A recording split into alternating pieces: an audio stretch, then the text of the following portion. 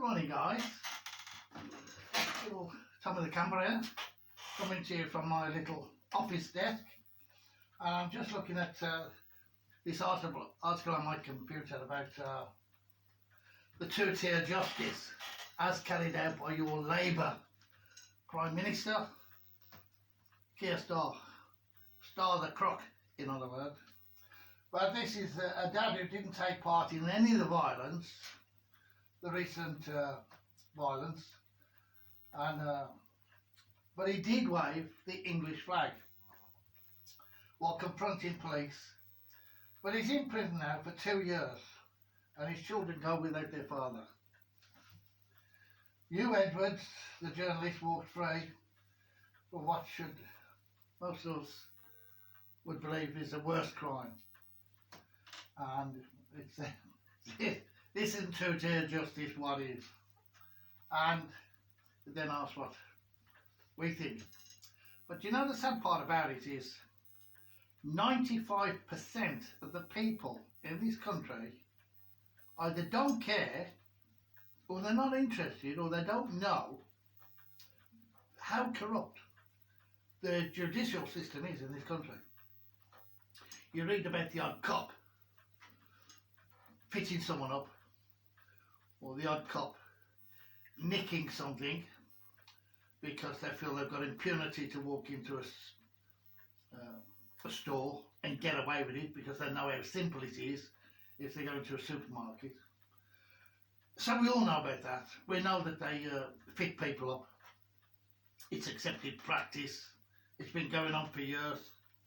In Birmingham, Lloyd House, the main detective policing headquarters, was closed down for a short time, I think in the early 1970s, 71, 72, and I think 70% of the police force and detectives were disbanded, sacked, resigned, or went sick. None of them, no police officer was taken to court, and no police officer was charged ever with fitting people up. Just more or less the whole lot were sacked or got rid of. And some of you are going to think, well, they were only doing the job, quite rightly. If somebody's done something nasty, criminals should be fitted up. But that's not the point, guys. It's not the point at all. You're fitting people up, you're going over the edge. Police have been doing it in London for years. So what you do, if you fit people up, then you make other people, or the criminal themselves, feel justified in doing what they're doing. So I can remember going back as far as when I was 17.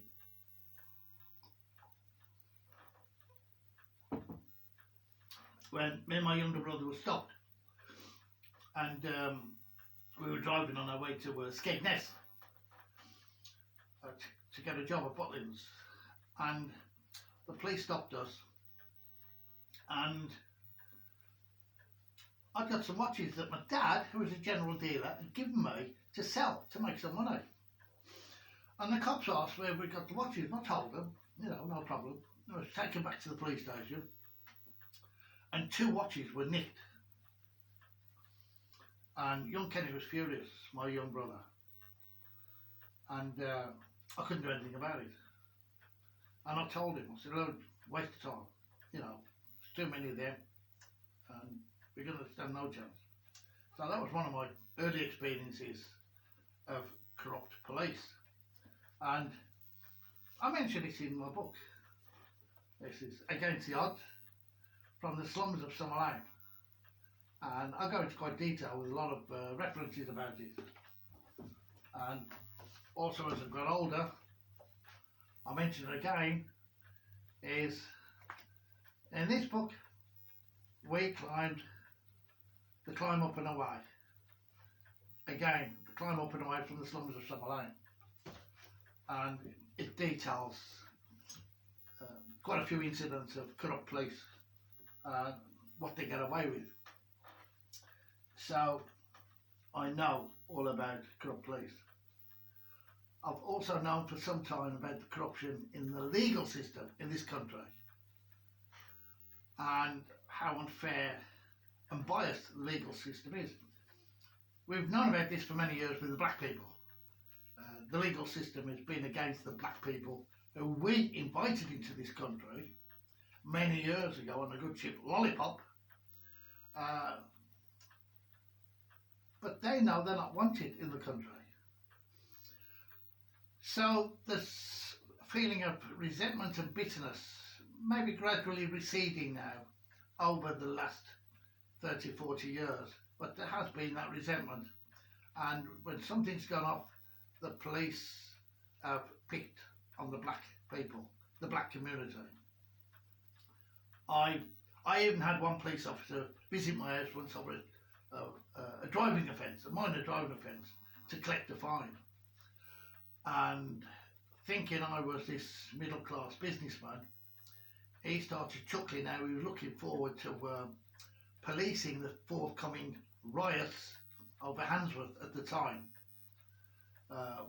These riots were going on with the Asian shopkeepers being barricaded and God knows what else. And this cop chuckled at me and told me that he was looking forward to going to do overtime at the riots so as he could crack a few heads. Ha ha ha. Very funny. I told a black woman afterwards, shortly afterwards, about it. And she said, well, why didn't you say anything? I said, look, you've got no chance of saying anything. I said, in fact, they'd come round my house and find fences against me. So everybody knows about corruption. It's well known. But what I didn't realise until recently, and stupidly, it's just cost me 30 grand, is how corrupt the judicial system is on its own. And I can tell you, it's opened my eyes up. I just didn't realise. I've always known the judges, well, most of the top judges and most of the senior police officers are belong to the Masons. Not many people know that, but they belong to the Masons. What I didn't know until a police officer told me when I brought it up in conversation was that the judicial system, the judges and the senior police in Birmingham have their own lodge. Now, if they've got their own, why would they have their own lodge? If they're an open organisation with nothing to hide, why should the judges and the senior police have their own lodge? It's so they can discuss things, cases in privacy and come to an agreement about things, or certain cases, or many cases. It stinks to high heaven. Nothing's been done about it.